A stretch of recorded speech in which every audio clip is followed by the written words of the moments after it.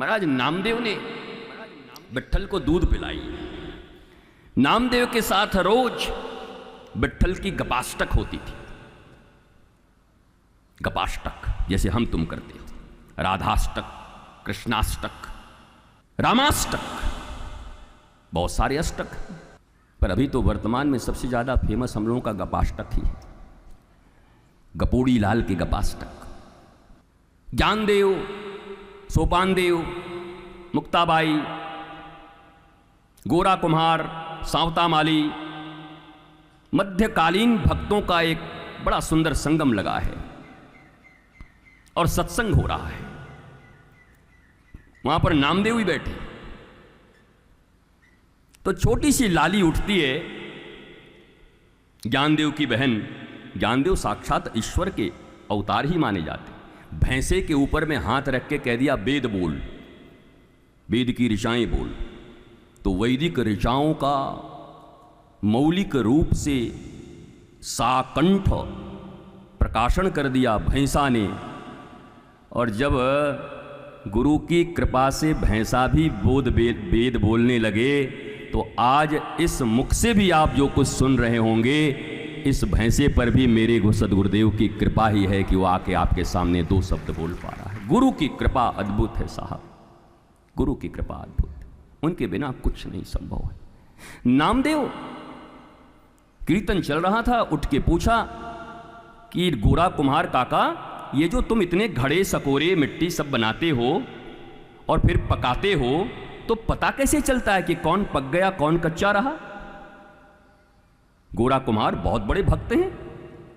तो गोरा कुम्हार ने कहा कि लाली ये देख, एक डंडा है मेरे पास, टन्न से मारता हूं ऐसे, जो भद्द से कर गया अभी पका नहीं है, और जो टन्न से कर गया ये पक गया। छोटी सी बच्ची मुक्ताबाई बोला, गोरा काका, तो यहां जो इतने घड़े बैठे हुए हैं, इसमें कौन पक्का कौन कच्चा कैसे पता चलेगा?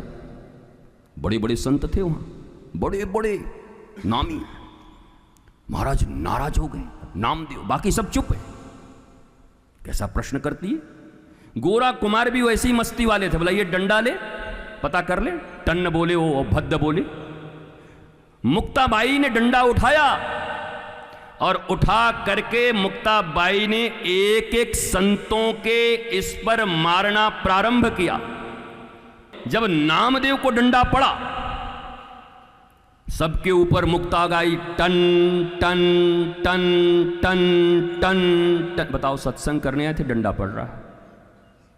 अभी यहां कोई उठे और उठ के डंडा लेके सबके माथे को बजाने लगे, तो पता नहीं कितने लोग हमको बजा दें कि पागल हो गया है क्या, कथा में बुलवाया मार खिलवाने के लिए।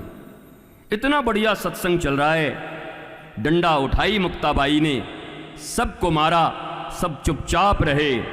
पर नामदेव चिल्ला उठा, तुम्हारी हिम्मत कैसे हुई? मैं नामदेव हूं, 2.5 साल के उम्र में मैंने पुंडरीक विट्ठल को दूध पिलाया, विग्रह को साक्षात, रोज साथ बैठ के बातचीत करता हूं। तेरी हिम्मत कैसे हुई? मुक्ताबाई छोटी बच्ची है, बोला काका, हाँ यहां सब घड़े पक्के हैं, यही कच्चा है।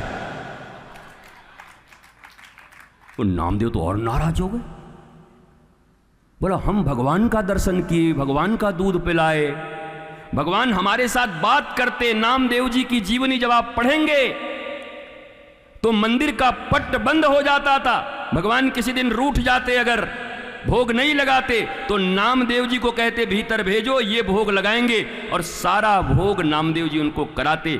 महाराज नामदेव जी को जब कह दिया कच्चा, नामदेव जी उठे, दौड़ते हुए आए विट्ठल जी के पास मंदिर में, और आकर खड़े होकर के पूछा, विट्ठल 2.5 साल की उम्र से तुम्हारे दर्शन हो रहे हैं, तुम हम साथ बैठते हैं, विनोद करते हैं, दुनिया जानती है मैं तुमसे वार्ता करता हूं, दुनिया तुम्हें पत्थर समझती है, तुम मेरे लिए गोविंद हो, मुझसे बात करते हो, मैं फिर भी कच्चा हूं। ठाकुर जी चुप रहे। फिर पूछा, मैं फिर भी कच्चा हूं? तो कहते हैं ठाकुर जी ने उत्तर दिया, नामदेव मुक्ताबाई ने बात तो सच कही है। बोला तुम भी कह रहे हो मैं कच्चा हूं? हाँ। गोविंद मिल जाए, अरे गोविंद तो रावण को भी मिल गए थे, कंस को भी मिल गए थे, जिनके नाक कान उतर गए उनको भी मिल गए, दर्शन तो हो ही गया था, बात तो हो ही गई थी। कैकेयी और मंथरा को भी राम उसी घर में आए, मिले ही हुए थे। सब एक ही गुरु के अंडर में पड़े हुए थे, दुर्योधन इत्यादि, तो गोविंद तो उनको भी मिले हुए, दुर्योधन को मिले हुए थे, बलराम भी मिले हुए थे। ये मिलना कौन सी बड़ी बात है?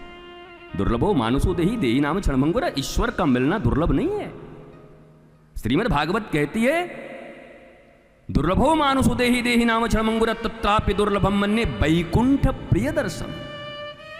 वैकुंठाधिपति का मिलना दुर्लभ नहीं है, वैकुंठाधिपति के किसी प्रिय संत ऋषि और गुरु का मिलना परम कठिन है। ये मिल गए तो सब मिल गया, उनका मिलना कठिन नहीं, वो मिलेंगे, मिल जाएंगे, मिले ही हुए हैं, श्वास ही बने हुए, धड़कन वही है, न हो तो अभी के अभी वो तो है ही। नामदेव तो कच्चा है, नामदेव को बड़ी पीड़ा हुई। मैं तो बरसों से सोच रहा था मैं भगवत प्राप्त हूं, भगवान मुझसे बात करते, पूरी दुनिया में मेरा नाम है कि भगवान से सीधा बात नामदेव करते हैं। अगर मैं फिर भी कच्चा हूं तो उपाय भी तुम ही बताओ कि मैं अब पक्का कैसे होऊंगा। बोला नामदेव कल सुबह यहां से निकल जा और जो पहला व्यक्ति तुझे मिलेगा वही तुम्हारा गुरु होगा, उनके पास वर्षों तक रहना, गुरु की प्रज्ञा, गुरु का प्रबोध और गुरु का ज्ञान लेकर के आएगा। शायद आज तक तो मुझे भी ठीक से पहचानता नहीं, मैं तेरे प्रेम के कारण खा तो लेता हूं, पर जब गुरु के पास से वापस आएगा तो पहचान पाएगा कि गोविंद कौन है। निकले यहां से नामदेव, गए, चलते गए, जंगल पहुंच गए, कोई आदमी नहीं मिलता था। जाकर देखा एक आदमी ऐसा है जो टूटी फूटी एक शिव की मंदिर है और शिवलिंग के ऊपर ही पांव चढ़ा के सोया हुआ है। कहा हे भगवान, गुरु भी मिलना था तो इतना नास्तिक। बताओ उस शिवलिंग के ऊपर में पांव डालकर बैठा हुआ, ये मेरा गुरु। नामदेव जी ने जगाया है और नामदेव जी जगाने के बाद विशोबा खेचर नाम था उनका। खे माने आकाश, चर माने चलना, आकाश मार्ग से जिनका चलना होता था, विशोबा खेचर। जगाए, गुरु रूप में वर्ण किया, विशोबा खेचर के पास बरसों तक रहे और बरसों के बाद जब वापस आए तो अब नामदेव बदल चुके थे। आकर ठाकुर के चरणों में गिरते हुए बोले कि ठाकुर एक आज्ञा चाहिए। बोला बोलो। बोला मुझे मेरे गुरु की सेवा करनी है, मुझे जरा आज्ञा दे दो, मुझे उनके पास जानी है। ठाकुर जी प्रसन्न हो गए, वाह वाह तू अब पक्का हो गया। क्या देखते हैं गुरुदेव भगवान वहीं प्रकट हो गए। कहा गोविंद की सेवा कर, मैं तुझे ज्ञान ही इसलिए दिया था कि अपने इस शरीर को गोविंद का पात्र बनाकर, गोविंद के लिए उपयुक्त होकर, गोविंद के मार्ग में फूल वितरण करने के लिए, गोविंद की सेवा करने के लिए शरीर की सार्थकता और सिद्धि है। उसी समय नामदेव जी देखते हैं एक विचित्र घटना घटती है, उसी विग्रह में गुरुदेव भगवान समा जाते हैं और उसके बाद नामदेव निरंतर विट्ठल भगवान की सेवा करने लगते हैं। गुरु गोविंद में भेद नहीं होता, वो सिर्फ आपको ज्ञान देने के लिए उस समय तक के लिए आते हैं जब आप उस परब्रह्म परमेश्वर को पूर्णतः पहचान लो। नहीं तो हमारी तुम्हारी जैसे फोटो पहचानने वाले और मूर्ति पहचानने वाले करोड़ों की संख्या में लोग घूमते चल रहे हैं।